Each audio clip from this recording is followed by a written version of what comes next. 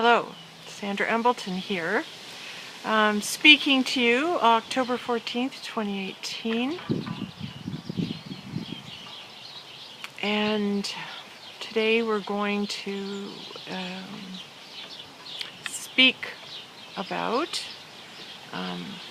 is everything going to be okay? I was aware I was aware that I would be being asked to for God to channel through me to do a video, and I've been waiting and waiting. Oh, when are we going to do one? When are we going to do one? And it hasn't really happened, and I'm going, oh, I should be doing this, and then I had to let go of the, oh, I should be doing this, and move into the, okay, I can wait until it's the right day, and when Spirit calls me to use me, because I am allowing for this and making room in my life that this can be a reality for me, that I can be a full-time servant. And what's interesting about being a full-time servant to God is that when you're in alignment and you're doing what it is you're to do, God will provide for you. So your journey no longer becomes the concern for making a way in the world, trying to work to make money to live. What happens is that God actually moves in and brings you the income to do the work for Him. And when that begins to happen and you are fully supported financially through means of Him, God providing through whatever, like donations or somebody granting you money or caring for you while you do this, regardless of how it comes, it'll come to you. And I'm hearing Joel Goldsmith, he was talking about that, and it's absolutely true that you will receive financial compensation. So while your journey here is to be present and be that light wherever you go, when you're in alignment with that and when you reach a certain point, then God will start paying you. And that's kind of interesting. All right, I sidetracked there. Let's talk about, is everything going to be okay? And this wonderful woman I know, I said to her, I think I'm going to do a video. And I said, what, is there anything that's concerning you, or what should I do a video on? And she said, I just want to know that everything's going to be okay. And this woman is pregnant, and of course, as an expecting mom, that would be a really concern. If you were bringing a child into the world, you would be so concerned. And having children in the world and being a child of God yourself, the answer to is everything going to be okay? I want to know if everything's going to be okay. And everything already is okay and continues to be okay and is okay actually right now. It's that when we are experiencing thoughts of fear or a belief that something could ever come in the way between you and your relationship with God and the protection of God, when you actually start entertaining those thoughts that the world has a bigger impact on you than God, when the events that are happening in the world and all the stories and the headlines and the awfulizing that we do with one another, when that becomes a reality for you, then you go into the fear and you go, oh my God, what if everything's not okay? And it is the insidiousness of the darkness of the fear energy that exists when you're living in a low frequency of fear. And again, Nikola Tesla, it's all about the universe. If you want to understand the universe, it's all about energy, vibration, and frequency. Probably frequency, energy, and vibration. Which means it depends on where you're functioning, what vibration you carry around with you in your body all day, as to whether or not you're able to hear the high frequency of God or love, if you are coming from fear and doubt.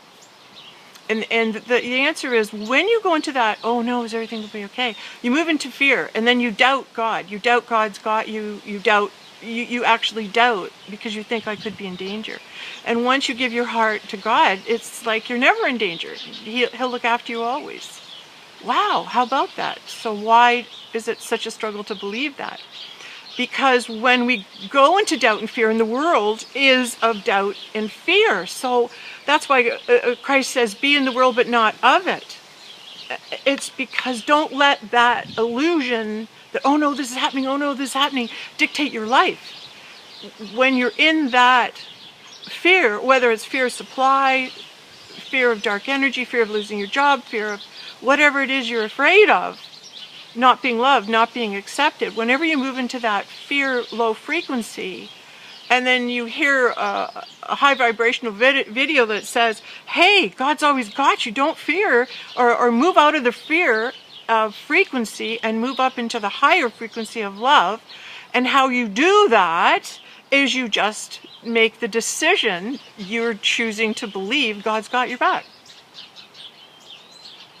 And when you believe that, you move into the knowing that everything that happens to you is God. Everything.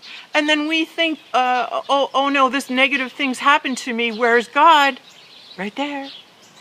It's right there. That's all happening. And you agreed to go through this test, and you're here experiencing this, and God's behind it all. He wouldn't let this, whatever's happening to you, whether it's an accident, or a divorce, or a death, or a loss, whatever's happening to you, when you move into the fear of thinking, oh no, God's forgotten me. God, where could God be to allow this to happen? God's right there. God is right there, and you can bet your bottom dollar. When whatever you're going through is over, you'll look back on it and you'll realize that every single person around you was one of his angels. Imagine having that awareness when it was going on.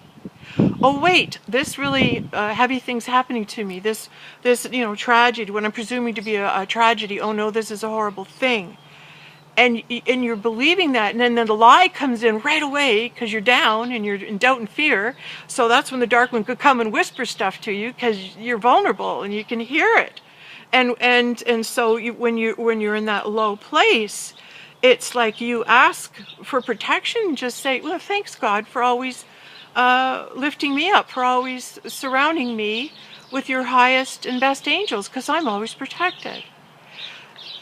To have that presence and awareness is not an easy thing, especially if we're experiencing a loss or a death, or we're in anger. We're really angry. Oh, we're so angry because this is happening and this is happening and my life is this and this. And sometimes we just look for reasons to be angry so we can go fall into our pattern of drinking, taking drugs, or blaming others for all our problems.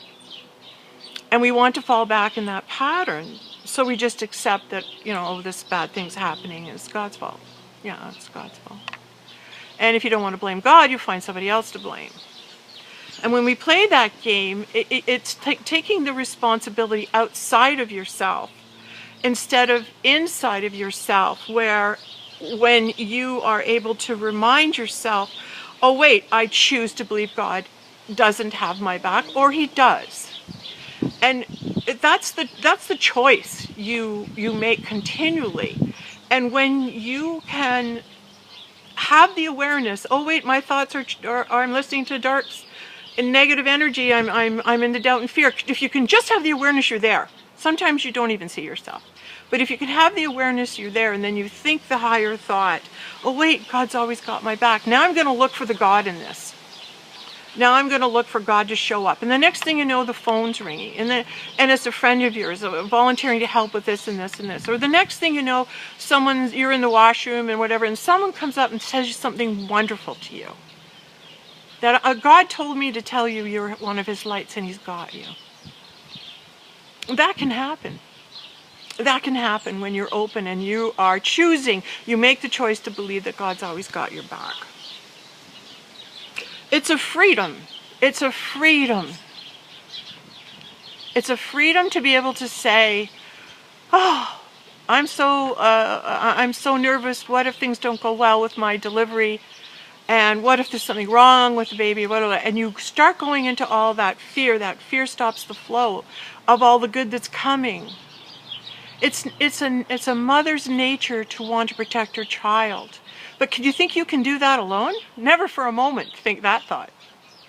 because the answer is no. You're not meant to do it alone. You're here because you're meant to hold God's hand, and He's meant to hold yours.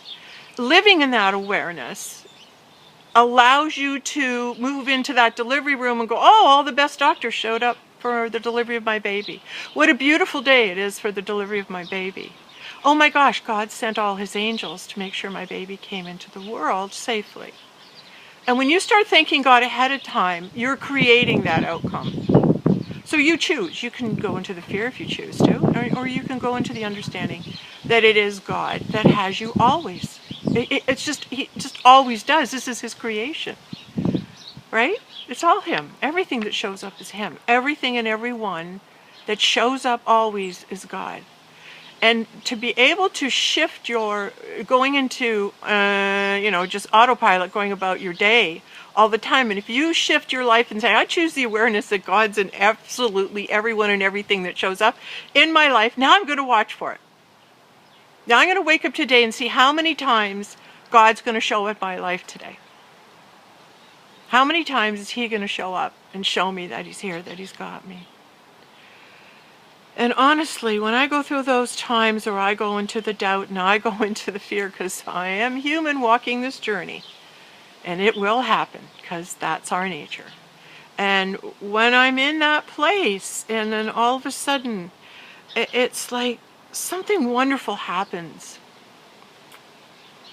And then you go, wow, I didn't expect this. Like, I didn't expect this extra thing to show up. Because, I'm pretty happy with what is. Because I know I'm meant to be here, and where I am is exactly where I'm meant to be. And that also is a gift of acceptance, if you can move into that thought awareness as well. Love what is. That's, oh gosh, that's the best advice that we can all take from universe, wherever it's come from. But it is love what is. Again and again, when I am at my most cynical or critical or self-doubting, self-loathing, whatever, or thinking, getting mad and angry because I think the world should be different than what it is. I think what's happening now shouldn't be happening. This should be happening. And the moment we make that judgment, the moment we make the judgment that we know better than God what should be happening right now, that's the cause of a lot of suffering, because you're arguing with what is. So you're spending your days arguing with what isn't in your life. Now, how freaking exhausting is it to wake up every day and say, well, I wonder how God's got it wrong again today. Oh, this went wrong. Oh, this isn't happening. Oh, poor me. Look at this fall apart. Just another thing. People that live like that. People that have a relentless dialogue of how awful God is, and the number of ways that He's just let them down. Poor God, eh? Broad shoulders on that guy, eh? Let's hope so, because here he is with this wonderful gift of fellowship and love, and that we're not alone. We don't have to figure it out by ourselves. We can help each other along this journey by sharing our journey and our wisdom, and we're here to help one another. And what a lovely gift that is. But when you isolate and think you have to do it all by yourself, and you have to figure it all out by yourself, wow, you're creating a world of, I only know my thoughts.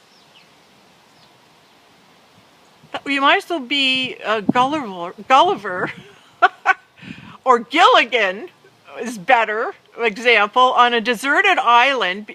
He's lucky he had the Professor, Marianne, and Mr. and Mrs. Howell, and the skipper, of course, and Gilligan, Marianne, Ginger, right. Yay! Remembered all those. It was such a great show. But let's say you're on an island by yourself. That's what it is when you create your own world and you think that you can be happy, experience all this wonderful gift by yourself. Then all you know is your own thoughts. And that can drive you a little crazy. But here's the thing. You use the excuse, I don't trust anybody. I don't trust anyone to share my world or my thoughts. Or what would someone do if I actually shared what I thought? And some people are really afraid to share with another being their thoughts because sometimes their thoughts are really dark. Sometimes people have thoughts of suicide. Now, how can you share a thought of suicide if it comes to you with somebody, and chances are you won't because you're so afraid of being judged for it?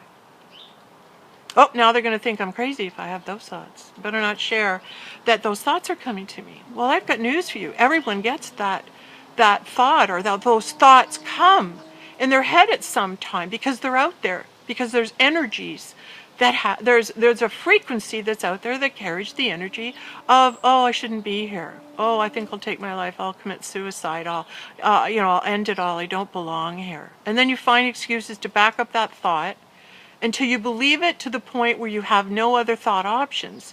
And all you think over and over in your own world is the same thought over and over again. That's isolation. That's being alone, and that's creating your own world. And that's when we need to invite somebody else into our world to say, hey, am I thinking good thoughts here? Am I thinking rational thoughts? Am I off here a little bit? I have to share my thoughts with somebody because I've created a world where I don't need anybody. And that's just in itself, if that is your recipe, if that is your formula, if that is your safety, oh, I couldn't trust people in the past who loved me, so I'm going to choose to isolate now into my adulthood. It's an option. But remember, when you're building your own world and you're a lone sailor, it's like that's the worst punishment of all. That's why in prison, when they want to punish you the most, they put you in isolation. You only have your own world and you're the only person to talk to. There's no input from others. There's no reprieve if you give yourself a harsh judgment. If you're being non-compassionate with yourself in your journey, there's no compassion in your world. And so you're hard on yourself and you're hard on others. And it makes for a recipe of loneliness. And who wants to go in? How can we be in a world so full of people and be so lonely? And it's so true for so many of us. Expand your world. Bring some more people into your country. Share your thoughts with other people. Go to groups, go to meetings, learn a hobby, learn something new, hear different perspectives. And that's what brings you alive. And that's what helps to move and shift the thoughts, and you begin to open up your world, and you become Christopher Columbus because you discover new worlds. So you want to be an explorer? Be an explorer, because that's a great way. When you're here to explore life, you want to open up and know and discover new worlds. And the best way to do that is talk to other people and hear their ideas, because they have their own world in their head, and that's the new world.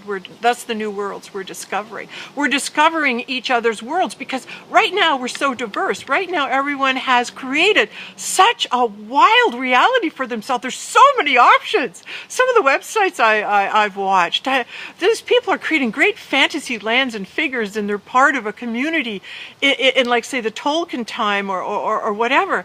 And that's fantastic because they found other people that think like they do. They found people that want to create a world of magic. And we don't have to look like ourselves. So most of the people who sign up have got pictures or cartoons instead of their face, which is lovely because they're saying, I want to be this individual. My flaws, my physical being, the way I look, how old I am, is an embarrassment to me. So I can hide behind this little picture and be this person for a while, so I'm not being judged. So you will look at this picture and you'll actually hear what I'm saying and give it credence without dismissing it because of how I look or what I sound or how old I am. Brilliant, brilliant, brilliant. I love it. And it's ingenious. So there are so many worlds you can belong to out there. And the internet gives us access to all of that. But we run the risk of falling in love with the world that our computer alone can provide us. Because computers alone today can provide you with information, entertainment, and sex, right? And access to places and things that we alone in our world, sitting wherever you are watching this, don't have. That's wonderful, but when you become in love with a computer and it becomes your only source of information or access, again, It's an isolation because it's not real. You draw to you the energy you're emitting. So you'll go to negative channels and watch negative things to enforce your negative low vibration.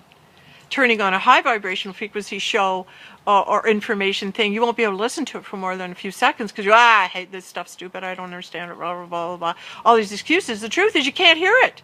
You can't hear it because you're vibrating so low. What?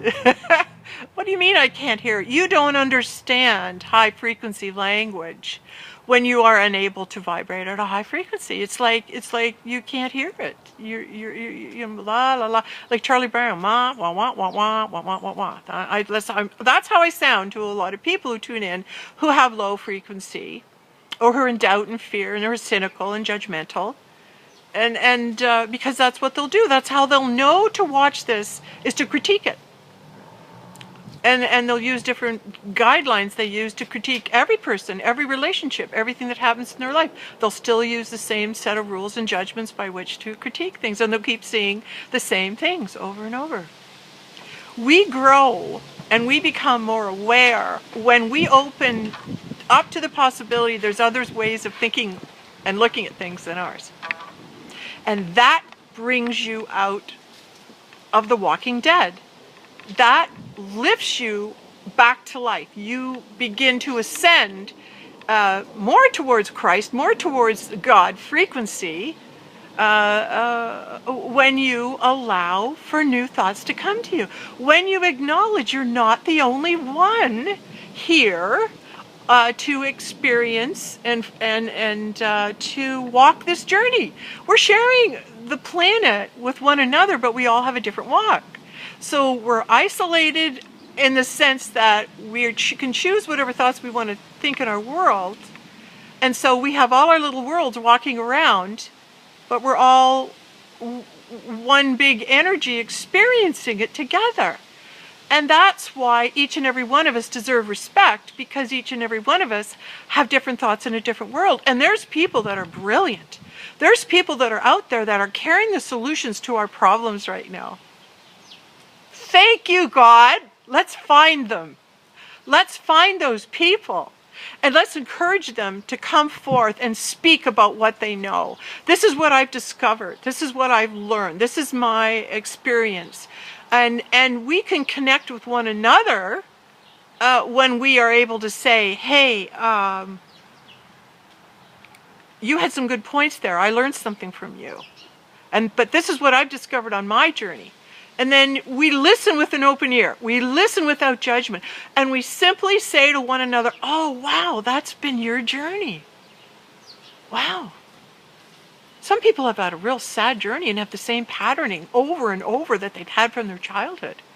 And they're like 60, 70 years old, and they think like they did when they were 5 and 6. And if you were shamed and blamed and hurt, you don't know anything other than that. And you continue to shame and blame yourself through the rest of your life and everyone else around you because it's all you know. Imagine being in that world, eh? Imagine being in that world where you hate, manipulate, coerce, threaten, punish, and hurt everyone around you, and delight in it. And delight in it. But you're only delighting in it because you're unconscious. You're so unconscious that if your world's broken and you're not seeing things clearly,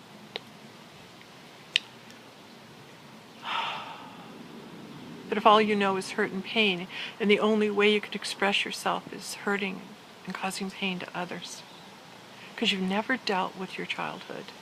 You've never dealt with the hurts and pains you've carried forward.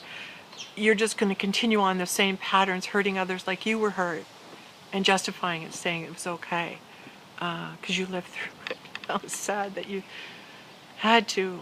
How wonderful that you did live through it. But if you're going to continue on that abusive pattern onto everyone around you, you're just perpetuating the low frequencies.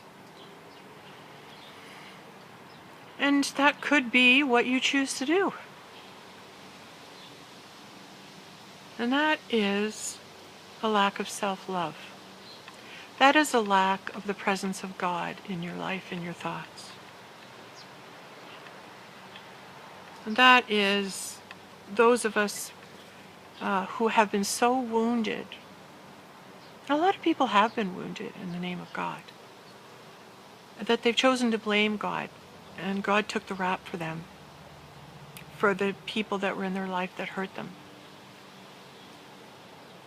I believe that those people that we hurt, we have another chance to come back in our next incarnation and work things out with them. And Dolores Cannon, she believes that too. And I believe that we are here to work through those low frequencies and find God. And that comes from self-love. And if you don't love yourself enough to actually believe that God could love you and you could be one of His, even after all you've done, and even if there's no scientific proof for it, that's okay. You just go right on doing that. You'll have another chance next time. And those of us who see somebody who is like that and being that way to themselves and others, I guess true compassion is being able to pray for them because they're unconscious. It's like they got hit in the head and they can't wake up. They're in a coma. They're unconscious. They're in a coma. And how do you treat people that are in a coma? Well, usually if you're in a coma, you're isolated in a room by yourself. Sometimes you're on a machine that'll keep you going. But you're isolated when you're in a coma. And that's what you do. You isolate yourself when you're in a coma. Probably don't have a lot of friends. Probably are alone if you've chosen to be alone. Anyway, it's I'm a little bit a little down there, but we started talking, and we'll go back and recap here. Is how do we know everything's going to be okay? Do you really know? Do you know it's going to be okay? Is there something inside of you? If you just be quiet for a moment and you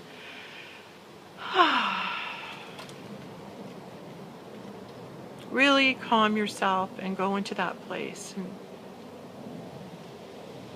is there something inside of you that really says, you know what, everything is going to be okay? Because you look back over your life and well, I guess that worked out, and I guess that worked out. Yeah, that worked out too. And you go back and you look at things that worked out. It always works out. It just does. That's the mystery. That's the magic. It always works out. And because of that, then,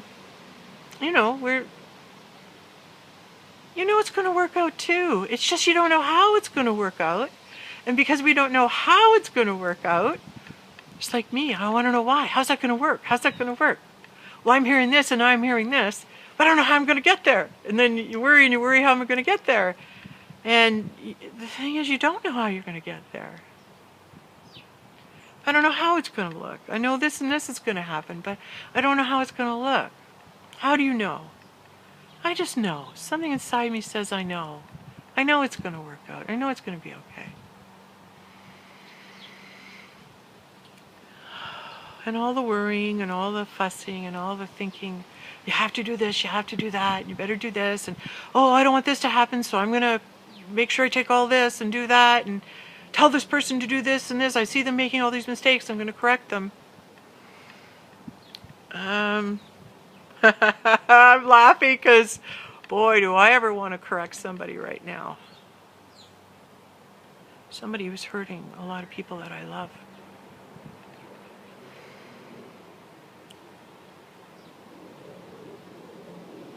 And I'm deliberating as to how it is that God wants me to be in this.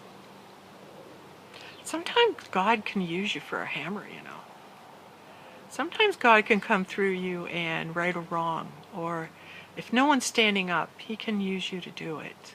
And we all, but I just want to be loving and peaceful all the time. Oh, it's not very godly to get mad. Sometimes God needs you to speak up for him or her. Uh, when they're moving through you, it's like they'll move through you. You'll feel the force, the presence of them through you. And next thing you know, you're saying something you thought you never would. But it it speaks the truth, and the truth cuts through the lie. Any truth spoken out loud will cut through the lie. Do you hear that? Anytime there's so many lies going on in your family or around you, and you speak the truth out loud, it cuts through the lie. Try it. It's the most powerful thing you can do. It's more explosive and effective than swearing and yelling and screaming or threatening. Just expose the lie. Its best weapon in your arsenal is the truth. So, got off there a little bit again, but that's okay.